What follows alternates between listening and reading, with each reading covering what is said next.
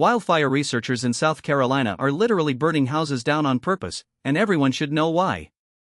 A little-known facility in Richburg, just south of Columbia, houses a team of scientists who set up replica homes, barter heaters and controlled flames, all under strict safety protocols. The team's public face is a worker called the burn boss, who stands by the house, torch in hand, while a radio crackles with updates from a weather crew just upwind. Why the flames, you might ask? The southeast United States is increasingly facing larger, more intense wildfires. As the climate continues either trending, dry brush, lightning strikes, and heat waves create a perfect storm for fires that can leap from rural fields to suburban neighborhoods in minutes. Planning for that scenario is difficult when we can't actually watch a fire move through a real neighborhood. That's why the Richburg researchers use controlled burn experiments. The process is no accident. The research house is constructed from typical construction materials: softwood framing, vinyl siding, and the wood clapboard you see in many southern suburbs. Once the researchers cut openings in the roof, they ignite the lower levels to simulate embers thrown by a larger wildfire.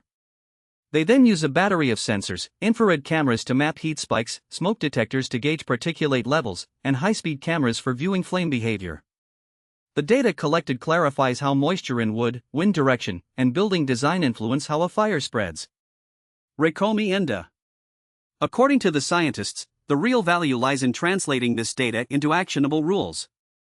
Building codes, for instance, could require more fire-resistant clapboard or better ember-spreading vents. Homeowners can get advice on how to retrofit roofs or place fire breaks. In the long term, the information feeds into modeling disasters for insurers and first responders.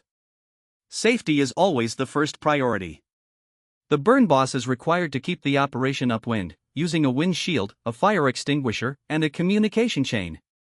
The entire burn takes about an hour, after which the materials are carefully cleaned and the structure sealed if it will be used again.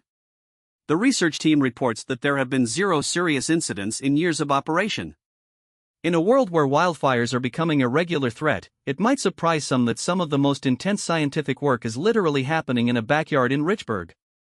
By turning a house into a controlled testbed, the researchers are turning a public safety problem into a scientific problem, and that is a win for communities across the Southeast. Thank you for listening. Until next time, stay safe, stay informed, and keep your community prepared.